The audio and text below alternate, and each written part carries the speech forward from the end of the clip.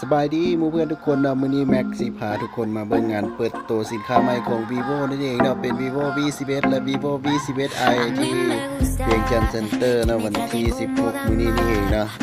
ผลบรรยากาศที่เป็นยังไงไปติดตามเบิ่งกัน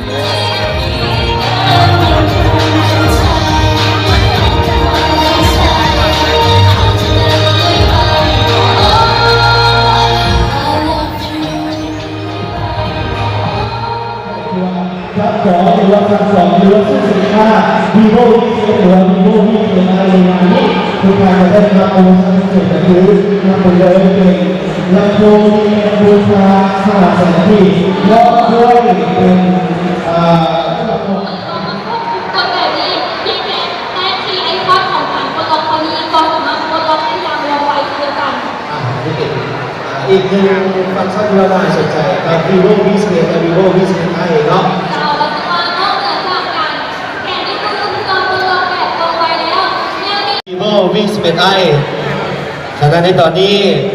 ทุกท่านพร้อมแล้วหรือยังที่จะพบกับโชว์สุดพิเศษนี้ถ้าหากว่าพร้อมแล้วในตอนนี้ส่งทุกท่านไปพบกับการเดินแบบแฟชั่นโชว์จากvivo V11 ขอเสียงตบมือดังๆด้วย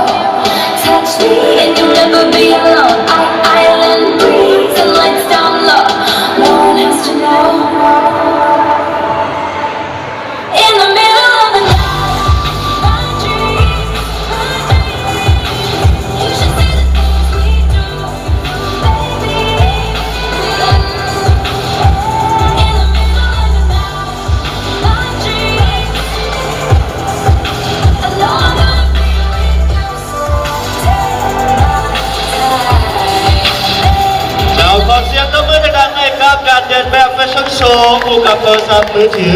vivo v11 นั่นเองนะกับเราในแบบนางแบบของพวกเขาที่มาหัวเอิ้นว่าเดินแฟชั่นโชว์คู่กับโทรศัพท์มือถือ vivo ของเขาเห็นในตอนนี้งานของพวกเขานี่สวยงามหรูหราอลังการหลาย เจ้านนท์รู้สึกว่าได้เห็นโฉมหน้าสินค้าตัวจริงของ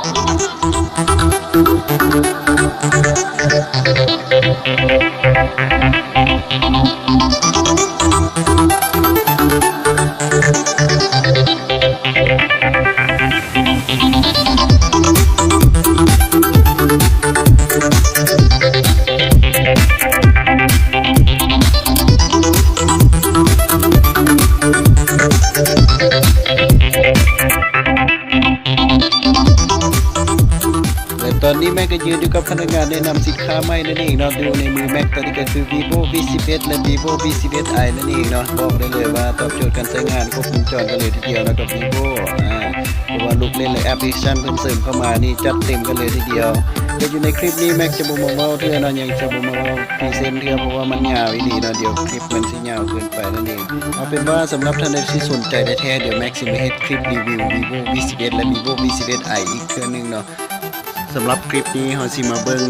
ภาพบรรยากาศการเปิดตัวในงาน เน้นตัวนี้หลายกว่าเนาะเพราะว่ามีทั้ง Miss World Round แล้วก็มีทั้งนายแบบนางแบบหลายท่านเนาะที่ว่าเข้ามาสร้างสีสันให้งานคือคืนหลายเนาะแขกเขาเต็มกันเลยทีเดียวและสำหรับข้อมูลที่ว่าแม็กรายงานบ่ครบถ้วนบ่ต้องขอโทษขออภัยเนาะและภาพที่ว่าบ่แจ้งในเสียงบ่ชัดเจนนั่นเองเพราะว่าแม็กใช้โทรศัพท์ถ่ายเนาะจะบ่ละเอียดเท่ากล้องปานใดสุดท้ายเนาะฝากกดไลค์กดติดตามแม็กด้วยเดี๋ยวคลิปต่อไปจะให้แม็กเห็นอธิบายเกี่ยวกับอย่างหรือว่าจะเป็นการงานอย่างเนาะสามารถคอมเมนต์เข้ามาในกล้องวิดีโอนี้ได้เด้อสำหรับคลิปนี้ก็ต้องขอขอบใจหลายๆนะสำหรับท่านที่เบิ่งจนจบแล้วก็กดไลค์กดแชร์ให้เนาะขอบใจหลายๆเด้อขอบใจบ๊ายบาย